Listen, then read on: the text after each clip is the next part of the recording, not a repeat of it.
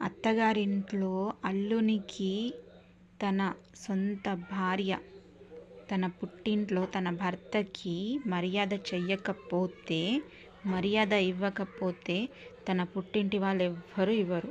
అలాగే ఆడపిల్లకు తన అత్తింట్లో తన భర్త మర్యాద ఇవ్వకపోతే అత్త, మామ, మరిది, చెల్లెలు ఎవ్వరు ఇవ్వరు.